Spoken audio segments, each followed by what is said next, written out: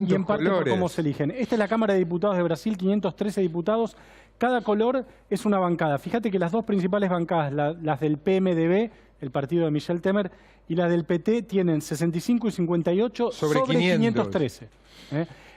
¿Cuál es la consecuencia de esto? Un presidente muy fuerte, pero con un parlamento muy dividido, y entonces no tiene otra solución el gobierno, y esto lo han hecho todos los presidentes brasileños de la recuperación de la democracia, de comprar apoyos.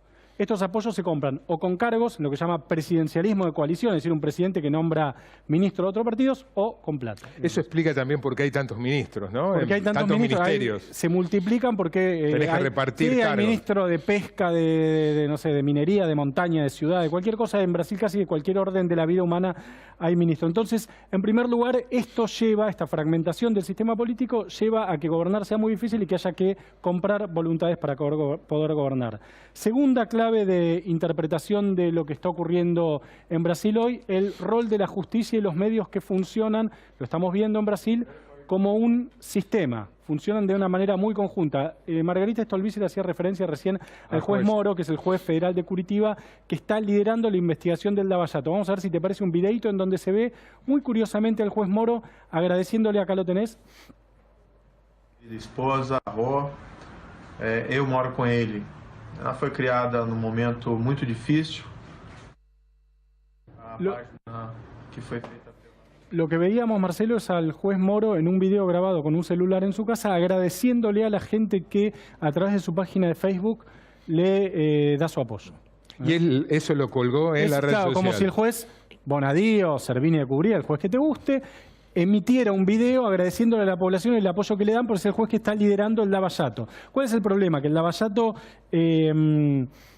salió, digamos, apareció a partir del juez Moro, fue una vía, digamos, una forma de que encontró algún sector del poder político, del poder económico, para desplazar a Dilma del gobierno y que después se le fue de las manos. Ahora no se sabe cómo meter al genio en la botella de nuevo, por decirlo de algún modo. Salió de la botella y sigue haciendo desastres, y es lo que estamos viendo en este momento en Brasil. Tercera... No debe haber en la historia...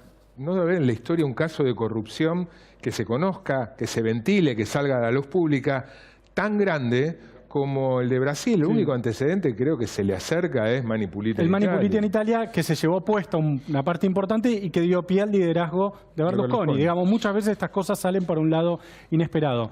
Este cuadro al óleo que ves acá es Pedro... Primero, emperador de Brasil. Tantos colores en la chaqueta como en las bancadas en el Congreso. Efectivamente, es un emperador multicolor. ¿Por qué tenemos un cuadro, una pintura, digamos, de Pedro I? Para demostrar o para contar que la tradición política brasileña es una tradición históricamente signada por los pactos entre élites.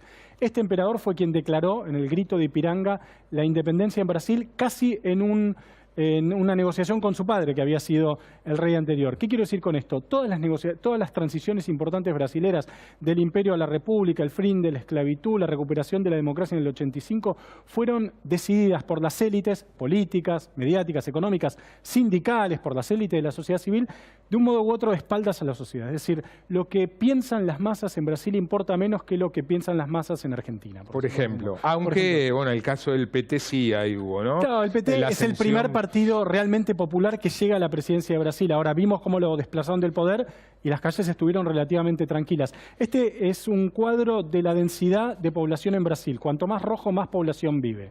¿Y eso qué significa? Fíjate dónde está la capital, acá, en medio del amarillo, es decir, en medio del desierto. ¿Qué quiero decir con esto? Que así como hay una tradición elitista muy marcada en Brasil, Brasil tiene una capital que está alejada de las masas, está alejada del lugar donde vive la gente. Y eso le permite a los políticos brasileños, al poder económico brasileño, mantenerse lejos de las masas. Vemos las manifestaciones ahora en Brasil, están desperdigadas, etc. En Brasil no hay una plaza de mayo. No hay un lugar a donde la gente pueda ir cada tantos años a apoyar o a voltear un gobierno. Uno podría decir, ¿qué hubiera pasado en Argentina en el 2001 si la capital hubiera estado en Viedma?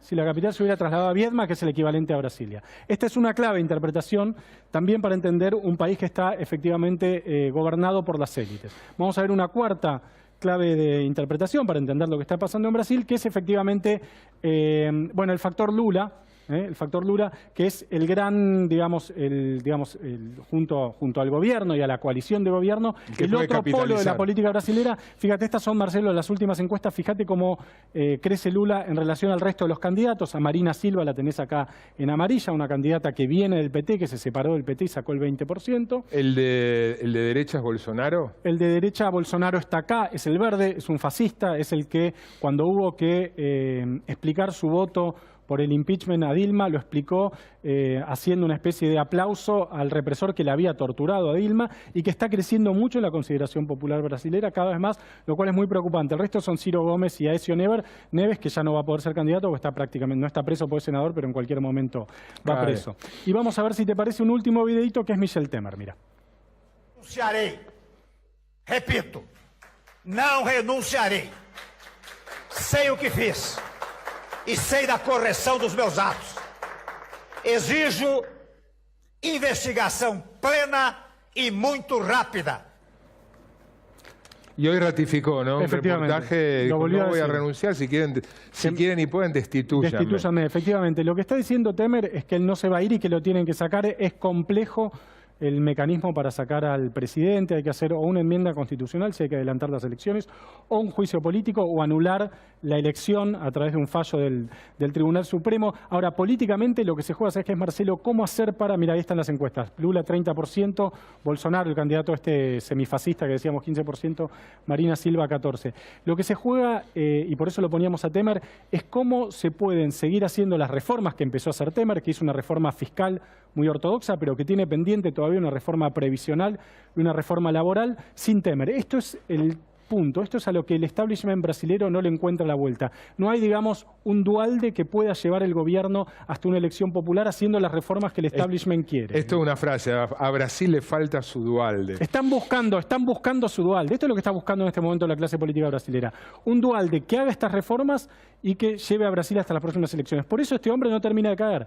Un poco por la tradición política brasilera, un poco por el temor a Lula y un poco porque no tienen quien lo reemplace. Gracias, José.